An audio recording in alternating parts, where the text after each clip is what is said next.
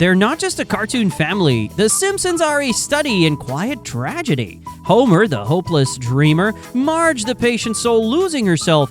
Bart, the forever 10-year-old chasing laughs to hide the pain. And Lisa, the genius burdened by caring too much. Together, they show us the sad truth. Sometimes life doesn't change. This is their full story, explained in detail. The life of Homer Simpson has to be a soul-sucking existence. At first glance, it might not seem so bad. He has a family, he has a house, he even has a job. That should be enough, right? But look closer. That house is falling apart. That family tolerates him at best. And that job is a disaster. It's a ticking time bomb. Literally. Crazy about nuclear power either! You people aren't allowed in here. Being Homer Simpson isn't just tough. It's a slow-motion disaster where every day is a new catastrophe waiting to happen. Let's start with the job. Homer is the safety inspector at the Springfield nuclear power plant. That sounds like a big deal. It sounds like a position that requires intelligence, skill, and a deep understanding of nuclear safety. But here's the thing, Homer has none of that. In fact, the only reason he got the job is because he put yes on the application when asked if he had experience with nuclear power. He dozed off on the job so often, his face has left an imprint on the control panel. He's caused multiple near meltdowns. He once lost a radioactive rod in his shirt, and yet somehow he keeps the job. Not because he's good at it, but because his boss, Mr. Burns, is too cheap to fire him and hire someone competent. Every morning, he walks into the plant with the same dull sense of impending doom. The place is filled with glowing rods, malfunctioning monitors, and sirens that seem to go off at random. One wrong move and Springfield could become a nuclear wasteland, and Homer has made a lot of wrong moves. Just this week, he caused at least 47 safety violations. But does he stress about it? Not really. He just sighs, grabs another donut, and lets fate decide whether today is the day he finally pushes the wrong button. Then there's the commute home. Rush hour in Springfield is a nightmare. But Homer makes it worse. Every red light is a personal insult. Every driver in front of him is an enemy. He spends the entire ride yelling at the windshield, shaking his fist at Flanders, and muttering under his breath about how the world is against him. You West protesters, you can't stop me from living my life. And by the time he finally pulls into the driveway of 742 Evergreen Terrace, his nerves are fried. He's already done for the day. But home isn't exactly a peaceful retreat. Marge is a saint. There's no doubt about that. But imagine being married to someone who forgets anniversaries, blows their savings on useless junk, and once pawned the family TV just so he could go bowling. Imagine dealing with a husband who spends more time at Moe's Tavern than with his own kids. Someone who promises to change but never does. Marge has had more reasons to leave Homer than anyone can count. But she stays, maybe out of love, maybe out of habit, maybe because she knows he's helpless without her. You are near. Then there's Bart. Bart isn't just a mischievous kid, he's a full-blown delinquent. And Homer? Homer is his favorite punching bag. Every single day Homer gets strangled, pranked, and disrespected by his own son. Why you little isn't just a catchphrase. It's a desperate attempt to regain control of a situation that was long since spiraled out of his hands. But the truth is, Bart doesn't fear him. No one does. Homer is just there, stumbling through fatherhood, failing more often than he succeeds. And Lisa's brilliant. She's the kind of child any parent would be proud of. But here's the thing, Lisa doesn't look up to Homer. She looks down on him. She sees through his nonsense. She knows he'll never change. She watches him with quiet disappointment. Her saxophone solos acting as a constant reminder that she exists on a different level than him. A level he'll never understand. You were wrong! And then there's Maggie. Sweet, quiet little Maggie. She doesn't say much, but she's already had her moment. She shot him once. Was it by accident? Maybe. But still, this isn't a happy sitcom family. It's a pressure cooker. And Homer is the weak link. Now let's talk about Springfield. This town is a madhouse, and yet Homer still manages to be one of the biggest jokes in it. Moe, his so-called friend, serves him drinks after drinks, and mocks him the second he turns his back. That guy sure likes his fresh air. None of that for me. Lenny and Carl barely hide their pity.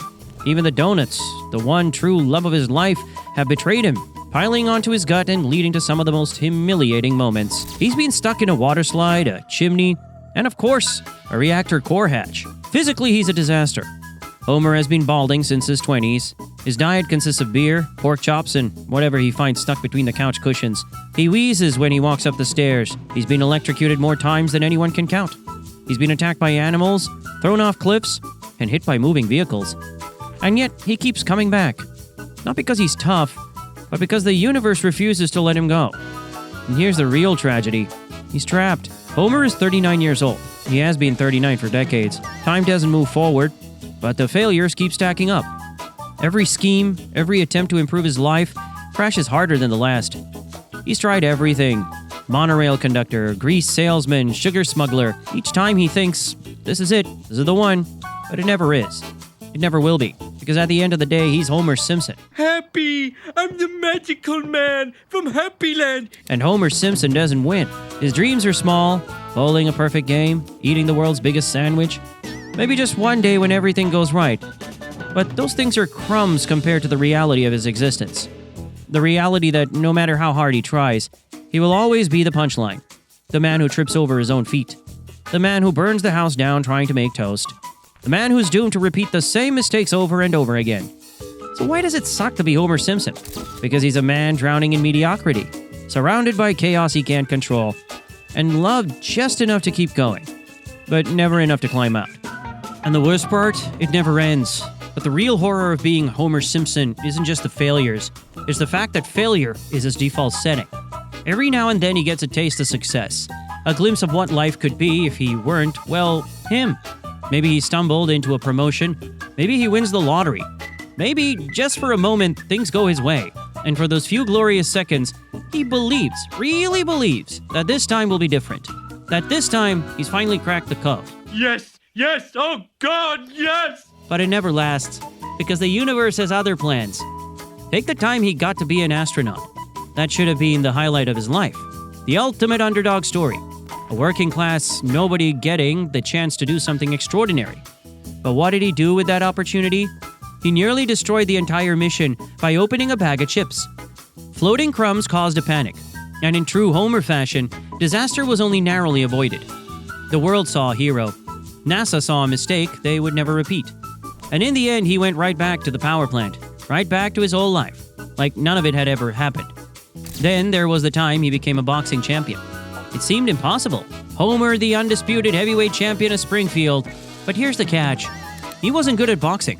He just had an abnormally thick skull that let him absorb hit after hit until his opponent got tired.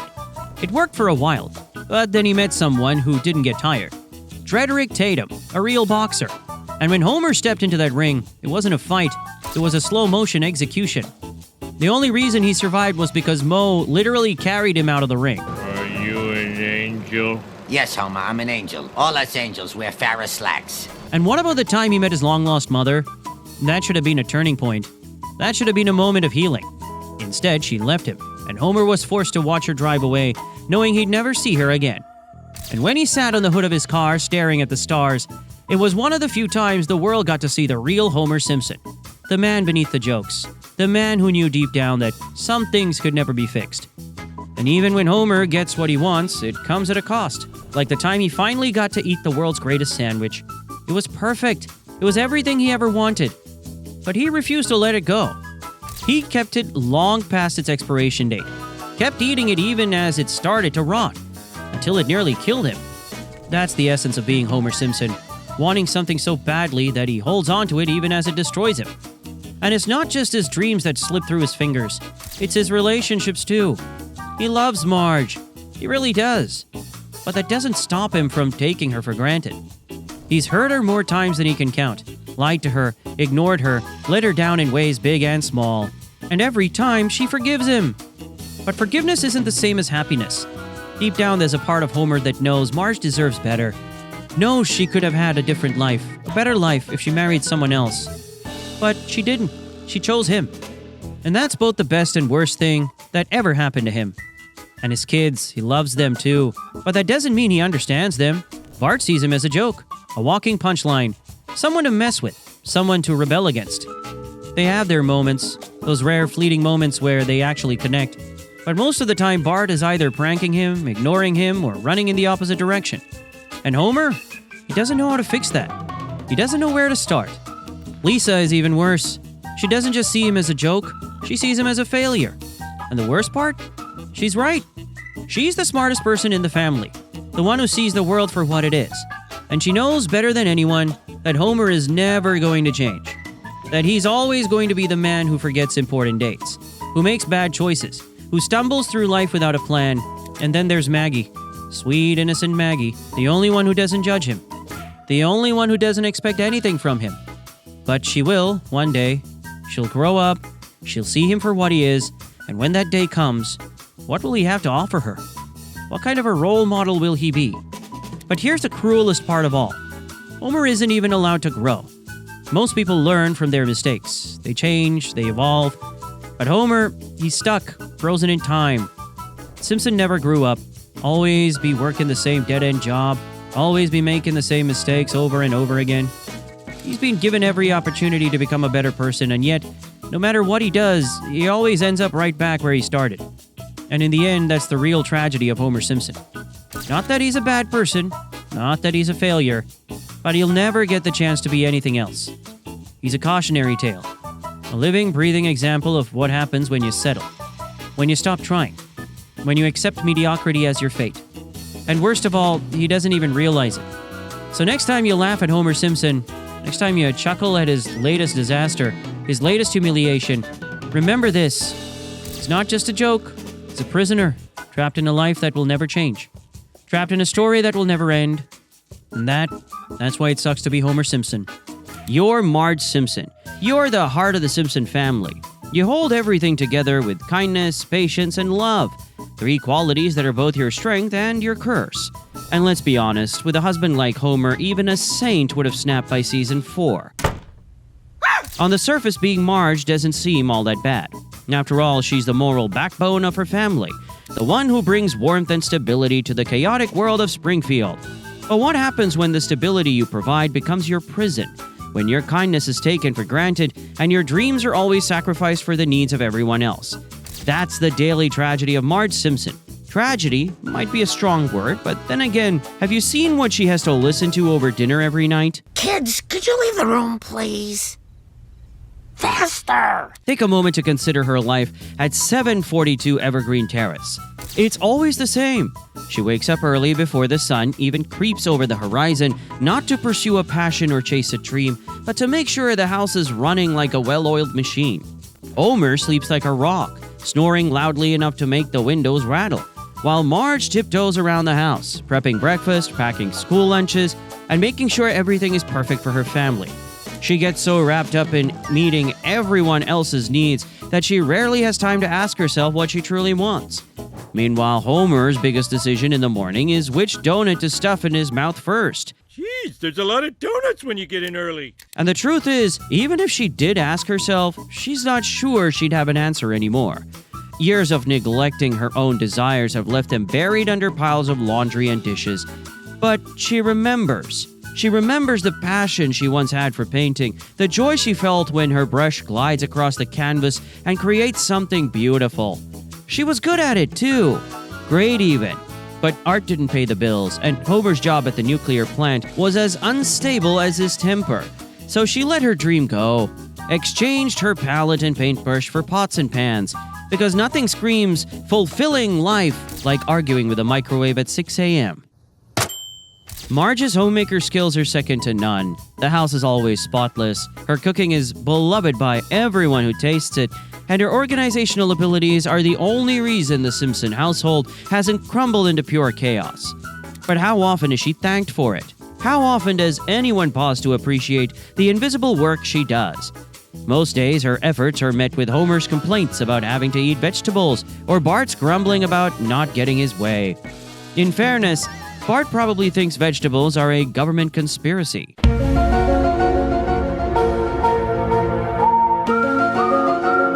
And Lisa? Well, Lisa's love is genuine, but it comes with a side of pity. Even her own daughter sees her as a woman trapped by tradition, held back by a husband who makes messes faster than she can clean them. The hardest part is that Lisa's not wrong. Marge adores her daughter's brilliance and ambition, but it also is a cruel reminder of everything Marge herself could have been. At this point, Lisa might as well run for mayor, and honestly, who'd be better? Definitely not Quimby. I'm being attacked by, things. Then there's Bart, her eldest child, the constant troublemaker. Every time he comes home with a new detention slip or another wild scheme gone wrong, it's Marge who tries to steer him back onto the right path. Homer's method of parenting is mostly yelling and strangling, a dynamic that leaves Marge as the gentle hand that tries to heal Bart's bruises, both literal and emotional. Though let's face it, at this rate, Bart's future is either stand-up comedy or a Netflix docuseries. But Bart's antics wear her down, slowly and surely. The boy she loves so fiercely is also the one who keeps her up at night, worrying herself sick about what he'll become. Sometimes she wonders if her love is enough to save him from himself. And let's not forget, Bart once sold his soul for $5. There you go. One soul. And of course there's Maggie, sweet, silent Maggie, the baby who never complains, never asks for anything, never makes life hard. And yet even Maggie has added to Marge's burdens. Being a stay-at-home mom means every moment of her day is occupied by someone else's needs. Feeding Maggie, changing her, comforting her when she cries. All tasks Marge takes on willingly, but each one pulls her further away from herself. Although on the bright side, at least Maggie doesn't interrupt with a saxophone solo or a prank called a Mose. When I get my hands on you, I'm gonna pull out your eyeballs with a corkscrew. But nothing is as exhausting as being Homer's wife. Homer, the man-child whose love is real but unreliable, whose promises of improvement always crumble under the weight of his own laziness and selfishness. The nights he forgets their anniversary, the times he chooses beer at Moe's over dinner with his family, the harebrained schemes that put them all at risk. It's all so terribly familiar. Honestly, if bad decisions were currency, Homer would have retired a billionaire. Homer loves her, sure, but sometimes Marge feels like she's just another part of the furniture. Something comforting and reliable, there when he needs her, and ignored when he doesn't. How many times has she put her own needs aside to make sure Homer is happy? How many times has she forgiven him for failures that would have ended most marriages? Seriously, even Ned Flanders would have filed for divorce by now, and that man forgives everything. Then there's Springfield itself. The town she calls home is a breeding ground for chaos and lunacy. Gossiping neighbors, judgmental churchgoers, and every other eccentric character that fills the town streets. Marge does her best to fit in, attending bake sales, volunteering at the church, joining the community events, but there's a loneliness that comes with it, a feeling that no one really knows her, not even the man she sleeps beside every night. And it's not like she hasn't tried to break free. She's attempted careers before. Police officer, real estate agent, even a pretzel business. Each time something held her back. Usually it's Homer, either through his incompetence or sabotage, or his outright refusal to support her. Other times it was her own sense of duty to her family. Someone had to be the responsible one, the adult in the room, and that someone was always Marge. You'd think someone with blue hair that high would be easy to notice, but somehow they still overlook her. Being Marge isn't about failure. It's about settling. It's about accepting that your happiness is secondary to everyone else's. It's about swallowing your dreams and pretending they weren't worth chasing in the first place.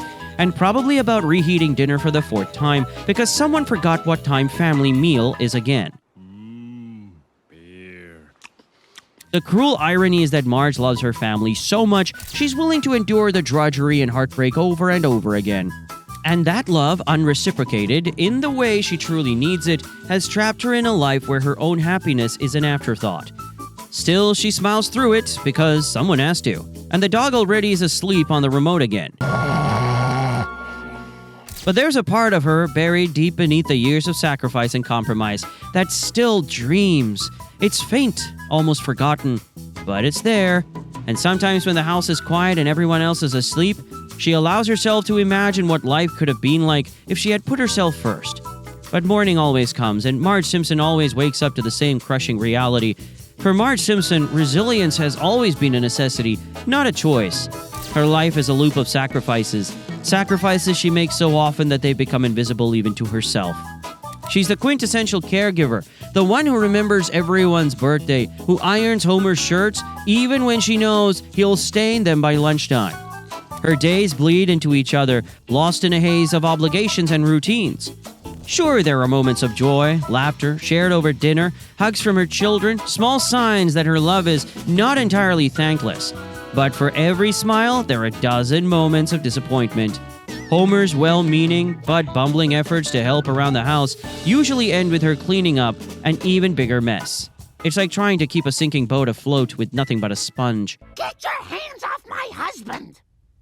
People always say Marge is patient, loving, and forgiving, but the truth is, she's tired. Tired of being the fixer, the forgiver, the one who has to hold everyone else together while slowly falling apart herself. Her marriage to Homer is a constant test of endurance. She loves him deeply, but that's the worst part, because it's the love that keeps her trapped in a never-ending cycle of hope and disappointment. Homer makes promises, so many promises, to be better, to be more considerate, to appreciate her more. I have the confidence that comes from knowing I get to go home to you. Sometimes he even follows through for a while, but the improvement is always temporary. An illusion that shatters the moment he sees a shiny new distraction. Marge remembers the early days of their relationship, before the children, before the house, before everything became about holding the family together. Homer was different then, still clumsy and imperfect, but his enthusiasm had been charming rather than frustrating. Back then, his wild schemes had felt like adventures, not disasters waiting to happen. But now, his recklessness feels like carelessness, his laziness feels like neglect, and his promises, which used to sound so genuine, now feel like hollow echoes. It's not that Marge resents being a mother or a wife. She adores her children and cherishes the good moments with Homer. But her entire identity has become entangled with her role as caregiver. People rarely see her as Marge, the woman with her own dreams and desires. She's always just Homer's wife or Bart and Lisa's mom. And that, more than anything, makes her feel invisible. She's tried to push back against it, to reclaim some piece of herself. The painting, the real estate business, even her brief stint as a police officer, each attempt to break out of the mold has been thwarted by circumstances beyond her control. And more often than not, it's Homer who drags her back down. Like the time she started her pretzel business, it was successful, wildly so, in fact. For the first time in ages, she felt a sense of accomplishment that was hers alone. But Homer couldn't stand her independence. Instead of supporting her, he turned her success into another one of his outrageous schemes, getting the mob involved to infiltrate her business until it collapsed under its own weight. Or the time she joined the police force, she was good at it, damn good. But the pressure to balance her new career and her duties at home became unbearable. Homer offered no help, no support. Instead, he made everything harder, leaving her with no choice but to give up something she was genuinely good at. And always, it's Marge who's expected to forgive and forget. Homer apologizes sometimes with real sincerity, sometimes with flowers, and sometimes with nothing but a sheepish grin. And Marge forgives him, because what else is she supposed to do? Homer's selfishness would be easier to stomach if he wasn't so infuriatingly lovable. Despite all his flaws, his failures, his broken promises, he still makes her laugh. He still holds her hand when they walk down the street. He still looks at her with genuine affection. And that's the trap. The love is real, but it's also suffocating. Marge is so busy making sure Homer is happy that she rarely asks herself if she's happy too. It's as though her own needs are mere afterthoughts, relegated to the moments between laundry loads and grocery shopping trips. Sometimes when she's alone, Marge allows herself to dream. She dreams of being recognized for her talents, of being appreciated for something other than her ability to keep the household running. She dreams of a life where her worth isn't defined by how well she takes care of everyone else. But even those dreams feel guilty, because what kind of mother resents her own children? What kind of wife wishes her own husband would just go away for a while so she could breathe? Marge pushes those thoughts aside, ashamed of her own resentment.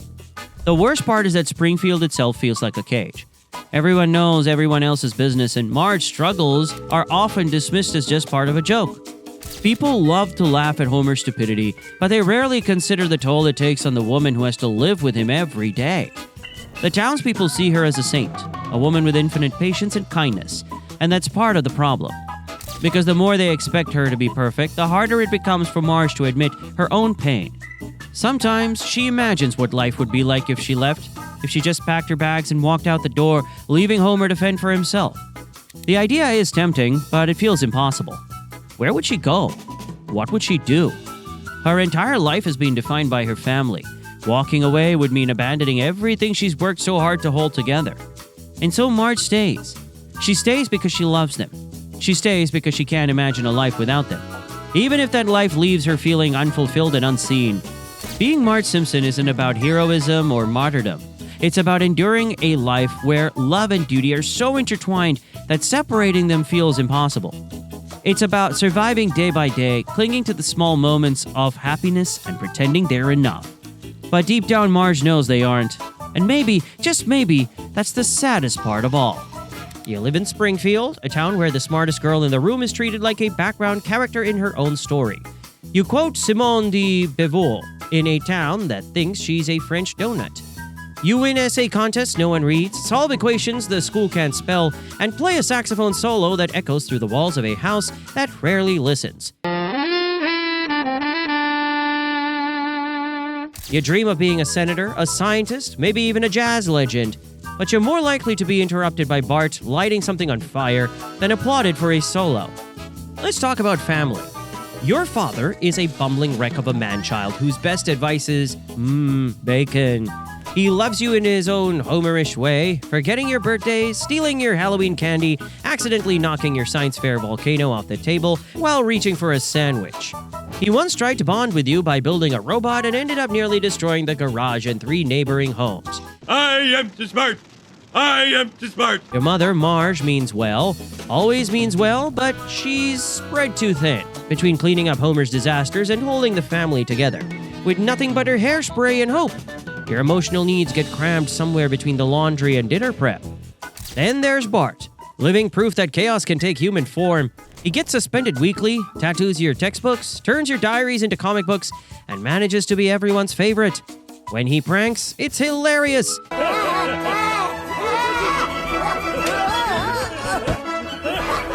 When you protest injustice, you're being a drag. You're punished for having a moral compass in a house that runs on denial, duct tape, and whatever left over in the fridge. Maggie? She's still in diapers and already less emotionally repressed than you. She once shot Mr. Burns and got away with it.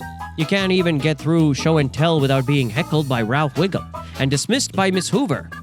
You're a prodigy trapped in a school built like a fallout shelter and run by a man who's given up so hard he drinks milk out of a thermos, labeled not booze. Am I so out of touch?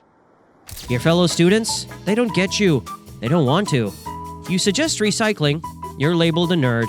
You propose a student council speech and they throw pudding at you. But you're used to it. You have a resilience born of necessity, not choice. When you're not tutoring bullies or organizing food drives, no one attends. You're holed up in your room, blasting jazz through the speakers, pretending Coltrane understands you better than your own family.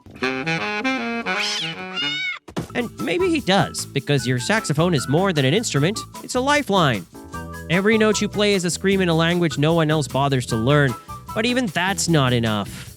Because being Lisa means knowing too much too early. You see the cracks in the system, you read about climate change before bedtime, memorize Supreme Court cases for fun, and stay up worrying about carbon emissions while your peers are eating paste. You care about things that make you lonely. Animal rights, feminism, voting, laws, existential philosophy.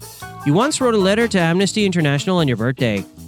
You once tried to free a whale with a crowbar. You once boycotted your own birthday cake because it wasn't ethically sourced. I can't eat this. I can't eat a poor little lamb. But no one claps. No one joins. You're the kid raising her hand in every class. The only one reading the footnotes. The only one crying during an inconvenient truth. Everyone thinks you're showing off, but the truth is, it hurts to care this much. It's not fair. It hurts to know the rainforest is dying, and no one else at lunch gives a damn. It hurts to be 8 and feel older than everyone in the room. You had a vegetarian phase, then a Buddhist phase, then an existential crisis hit right after you realized Malibu Stacy's new slogan was, "Thinking hurts." You once ran away because you felt unseen and came back because even invisibility is better than the void outside. Your dreams are too big for Springfield, too big for your school. Sometimes you think they're too big for this show. But you're stuck, frozen at age 8, forever the overlooked genius, forever the moral compass with no one to steer. And don't think being smart gets you anywhere. In Springfield, intelligence is a punchline. Empathy is a weakness. Try being the voice of reason in a family that thinks a pig can fly and votes based on whose name sounds the funniest. Your achievements are always adorable or precocious, never meaningful. You're overprepared in a world that rewards ignorance. You once built a robot that could solve world hunger. Your dad used it to open beer bottles. David, you're by far the best son I've ever had. Oh, and romance? Forget it. You once had a crush on Nelson, the guy who picks his teeth with a switchblade. That's where the bar is. Your one glimmer of hope is a pen pal in Canada who thought you were 35. When you finally do find someone who likes you, they either move away, disappear, into the void between seasons, or try out to be just as emotionally stunted as the rest of Springfield. You've been to therapy, you've written in journals, you've talked to yourself in mirrors, you've built dioramas of your own despair, but nothing changes. Because you're stuck, trapped in an endless cycle of hope and disappointment, awareness and apathy. You once built a solar-powered car that ran on recycled love letters, and it exploded before Principal Skinner even looked at it.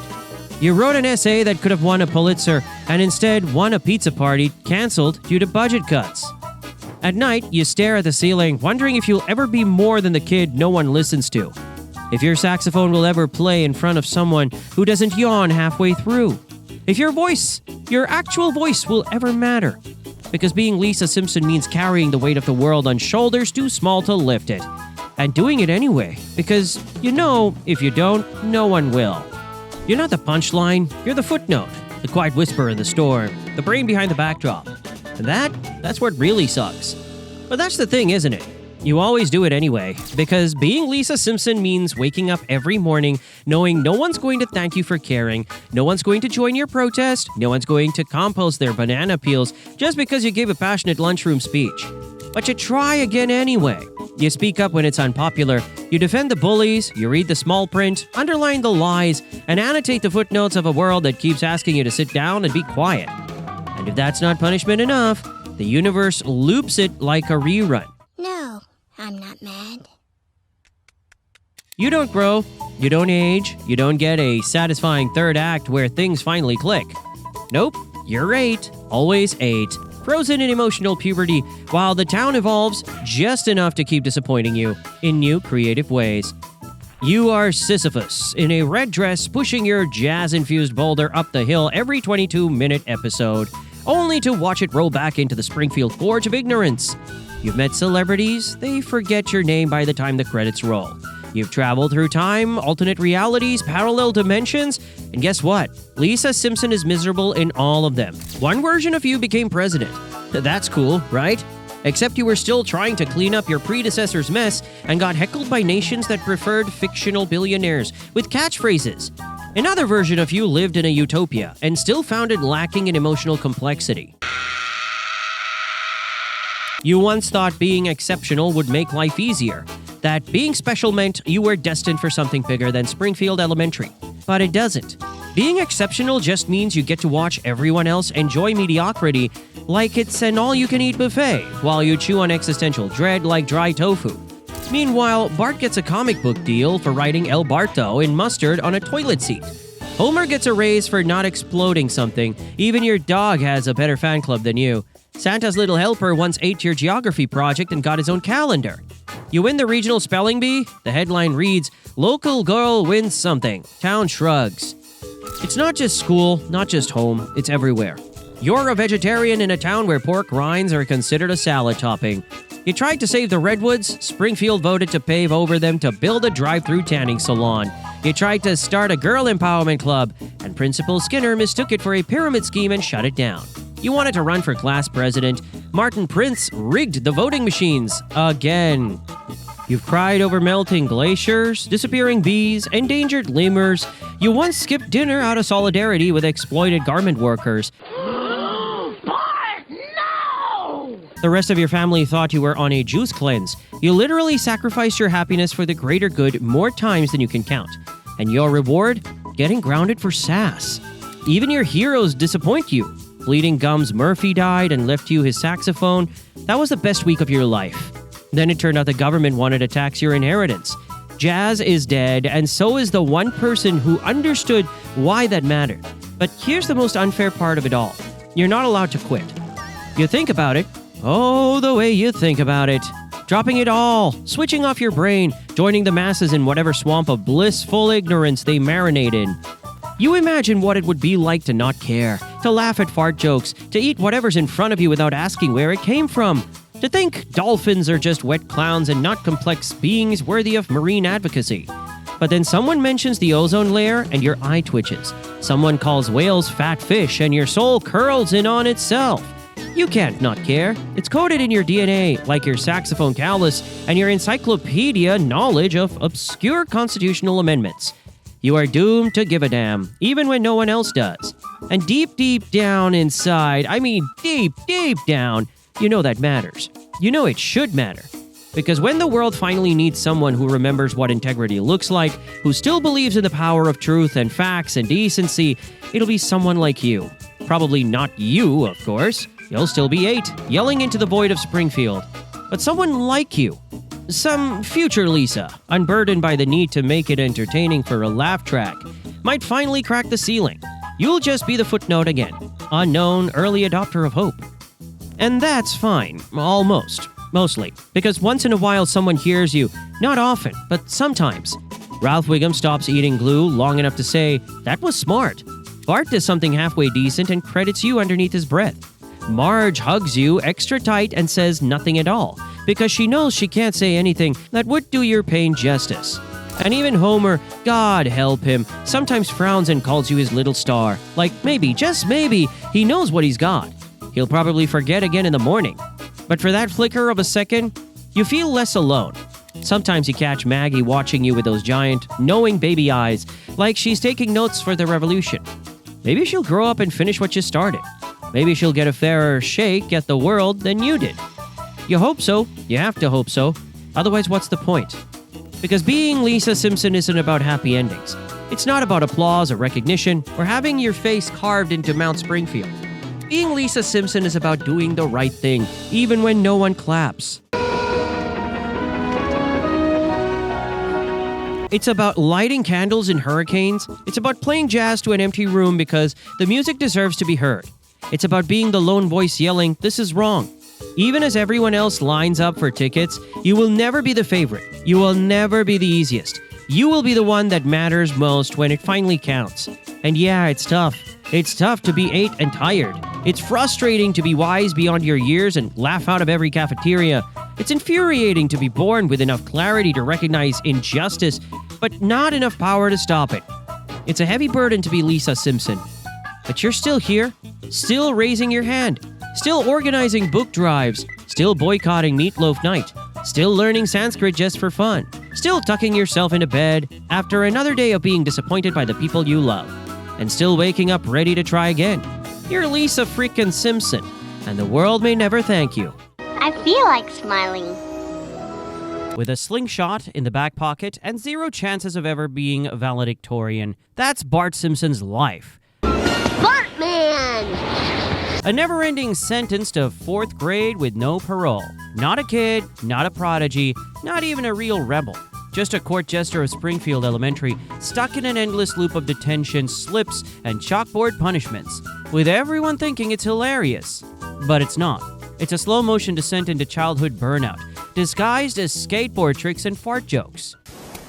He's still inside in, folks. Start with the school, Springfield Elementary, a crumbling relic of budget cuts and bad cafeteria meat. Every day is a Groundhog Day of pop quizzes, moldy lockers, and Principal Skinner's stale breath yelling, "Simpson!"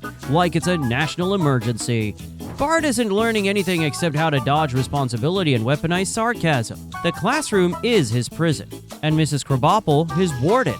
Only she's given up so completely that Bart's mayhem is the closest thing she has to entertainment. The only subjects he's excelling in, vandalism and creative excuses. He's practically majoring in detention, and no matter how many prank calls he makes to Moe's, the laughter fades, but the loneliness sticks. Speaking of Moe's, that bar is basically Bart's second home. Not that he's allowed in, but that it doesn't stop him from peering through the foggy windows at the broken men of Springfield, realizing that's his future if nothing changes. 3 beers, please. The older he gets, the more the town's losers start looking like mentors. Otto, the stoner bus driver with the license forged in crayon. Kearney, who's somehow been in 6th grade since the Cold War. Even Milhouse's best friend and emotional punching bag is one heartbreak away from becoming a school shooter or a stamp collector, whichever comes first. At home, things aren't better. Homer's a walking coronary in blue jeans, offering fatherly advice like, "Don't do what I did unless you want a donut." Marge tries, bless her heart, but parenting Bart is like trying to hug a tornado with ADHD. He's got the chaos, she's got the patience. But the math still doesn't add up. Lisa's the real golden child, a human encyclopedia with the emotional warmth of a toaster oven. She's got awards, talent, and the universe's sympathy. Bart, he's got a participation ribbon for a science fair project that caught fire and evacuated the gym. Then there's Maggie, the silent observer. She can't talk, but even she's judging. Bart sees it in the way she sucks her pacifier just a little more aggressively when he walks into the room. The baby has higher expectations for him than most of his teachers. And that's saying something, because most of his teachers have written him off like a bad check. I really am a failure. Physically, Bart peaked in the womb. That spiky yellow hair, iconic. But try getting a job with that look. He's got the underbite of a cartoon beaver and the height of a coat rack. No puberty in sight. No voice cracks, no armpit hair. Just an eternal 10-year-old in a world that keeps spinning forward without him. He's locked in amber, while the rest of the universe ages, changes, and evolves. Bart's still slingshotting cupcakes into Skinner's office window like it's 1992. And those catchphrases, "eat my shorts," was cute the first 100 times. Now it's a cry for help disguised as edgy humor. He's not a rebel, he's a brand. A corporate, approved, bad boy who's being merchandised, memed, and milked for every last penny. There's no mystery left. Bart Simpson isn't a person, he's a marketing strategy with a skateboard and a scowl. Yeah, hell damn fart. Then there's the existential nightmare of never progressing. He's been 10 for decades. Think about that. He's lived through the rise and fall of MySpace, witnessed 3 Spider-Man reboots, and survived multiple wars, all from the 4th grade. Presidents have come and gone, but Bart Simpson remains, forever stuck in that itchy orange t-shirt and the same math homework he never finishes. He's failed so many times, he's on a first-name basis with the janitor. Not that Willie cares. He's too busy talking to rats and reminiscing about the war back in Scotland. And Bart's bad boy rep, it's a mask. The graffiti, the pranks, the slingshot violence, they're armor against a world that never let him be anything else. Underneath it all, he's a kid aching for someone to believe he's capable of more than just chaos. Every prank is a scream for attention. Every act of rebellion is a desperate plea to be seen. But nobody's listening. They're too busy laughing, too busy buying Bart Simpson lunchboxes and t-shirts that say, "Underachiever and proud of it." But he's not proud. He's tired. To be Bart Simpson is to be born into a never-ending circus where you're always the clown, never the ringmaster. No respect. No hope. Just endless loops of skateboarding into traffic, dodging Skinner's wrath, and listening to Lisa getting praised for her latest science breakthrough, while he gets grounded for microwaving crayons again. Even loves a joke. Bart's had crushes, sure, but every girl he's liked has either moved away, dumped him, or turned out to be smarter than him. And that's not a high bar. Jessica Lovejoy used him for thrills, Greta Wolfcastle saw through the act, and even his fake girlfriend on Valentine's Day ran for the hills. Bart's romantic history is a minefield of humiliation and awkward puberty denial. Ew! And speaking of puberty, where the hell is it? He's been 10 for eternity. No growth spurts, no deeper voice, no awkward phase because he is the awkward phase. Forever. The kid who once moonwalked through the kitchen in his underwear is now stuck repeating the same gags while time leaves him behind. So what happens after decades of being the punchline, the poster boy for underachievement, the cautionary tale, wrapped in a pair of too short blue shorts? The same thing that happens to any legend with no exit strategy. He becomes obsolete, but nobody has the heart to tell him. Bart Simpson is the relic of a time where slingshots were cool, backtalk was edgy, and pranks were the height of cultural rebellion. Now, in a world of smartphones and therapy speak, he's just a glitch in the system. A kid out of time with no patch update coming. Every attempt at growth is vetoed by the universe. He shows a flicker of maturity, maybe helps Maggie, maybe doesn't laugh when Milhouse cries, and snap, the timeline resets. He's back to drawing butts on the walls and calling Mo, asking for "see more butts." It's not evolution, it's incarceration. Every step forward gets erased by the next episode. Bart Simpson could cure cancer in one scene, and by the next, he'd be setting the gym on fire with a homemade flamethrower. Continuity isn't just broken, it's actively hostile. Even his rebellion's gone stale. Spray painting El Bardo used to feel like graffiti justice. Now it's just property damage with nostalgia points. The town's seen it all. The pranks don't land. Skinner's just tired. He doesn't even yell anymore. Just sighs and fills out another report for the superintendent who stopped caring in 1998. Skinner! Superintendent Chalmers. Bart could hijack the intercom, replace the school flag with underwear, and no one would blink. They're not shocked, they're numb. And the town itself? Springfield is a fever dream of dysfunction. Every adult is either incompetent, unstable, or weirdly obsessed with Bart. From Reverend Lovejoy, who once tried to perform an exorcism on him, to Sideshow Bob, who's dedicated his life to murdering a 10-year-old like it's his full-time job. Bart's got more enemies than friends, and most of them are grown men with questionable mental health and a vendetta against a kid who still eats paste on a dare. Then there's the pressure of being that Bart Simpson, the icon, the merch magnet, the kid whose face was once on every lunchbox and whose quotes filled entire novelty calendars. But icons don't get to be kids. They get frozen, packaged, sold. Bart hasn't had a real childhood since Reagan was president. He's a commodity dressed as a delinquent. When he skateboards, it's not for joy. It's because someone in a boardroom decided it still tests well with focus groups. And that skateboard, it's not even a symbol of freedom anymore. It's a leash. Every trick is choreographed, every fall is scripted. He's not riding for fun. He's riding in circles around the same neighborhood that never changes, never upgrades, never lets him leave. The same bullies, the same sidewalks, the same lame jokes from Ralph Wiggum. It's less of a town and more of a snow globe shake it. And the chaos swirls, but nothing ever changes. It doesn't mean I have to change. Let's talk friends or the closest thing to them. Milhouse is loyal, sure, but loyalty from someone who thinks licking a battery is a personality trait isn't exactly a win. Nelson's more frenemy than friend, alternatively punching Bart or crying on his shoulder about his absentee father. And the rest? Just filler characters orbiting Bart's gravitational pull of chaos. No growth, no trust, just alliances of convenience, built on mutual detention and shared trauma for the school's cafeteria chicken surprise. Okay, Milhouse, you know the drill. Right.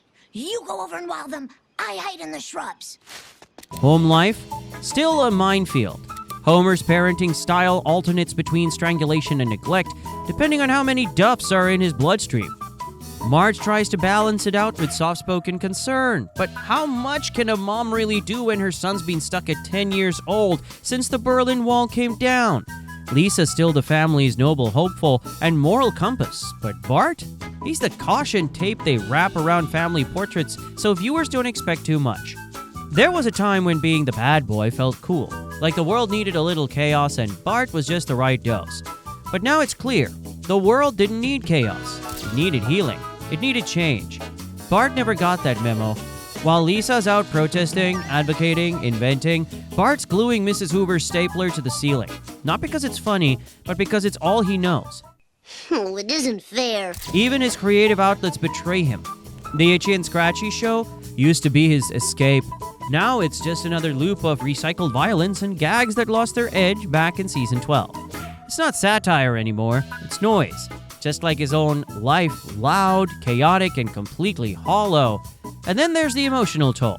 For the bravado, all the devil-may-cry shrugs and rebellious smirks, there's a darkness there. A quiet moment at night when the pranks are over, the skateboard's in the garage, and the room is silent, except for the glow of a busted TV and the weight of a future that will never arrive. Bart Simpson, the eternal 10-year-old, sitting in a room that's never been remodeled, surrounded by trophies he never won and report cards he never improved. He's not growing up, he's growing tired. Even his own catchphrases are mocking him now. "Don't have a cow, man," is less of a cool retort and more of a desperate plea for someone, anyone to care. "Ay caramba" used to sound edgy. Now it sounds like a cry from someone watching the world speed by while he's stuck on pause. And "Eat my shorts," it's not rebellion anymore, it's just sad. Worst of all, Bart knows. Somewhere behind the sarcasm, behind the slingshot, there's awareness. He knows he's a loop, a parody of a parody, a ghost boy haunting his own legacy. 10! I stopped it. I'm still 10. He's watching other shows come and go, characters grow, evolve, get spin-offs, finales, closure. He gets nothing. No evolution, no change. Just reruns and reboots and crossover specials that remind him just how little he matters in the grand scheme of things. So why does it suck to be born as Bart Simpson? Because it's a life of permanent adolescence trapped in a shrinking spotlight. Misunderstood by everyone, applauded for all the wrong things. He's a rebel without a future, a legend without a legacy, a kid who never gets to be more than the trouble he causes. It's not fun, and it's not funny. It's a sentence with no end. Bart Simpson isn't just a character, he's a warning that being loud and wild will get you attention but not fulfillment. That being cool will make you famous but never loved. That staying young forever isn't a gift, it's a punishment. And when the credits roll and the music plays and the screen fades to black, he doesn't get to rest. He just wakes up again in the same bed on the same day with the same problems and no way out. No. Because being Bart Simpson isn't a childhood, it's a life sentence. Life as Bart Simpson might be tough, but there's another character out there whose life might be even more tragic.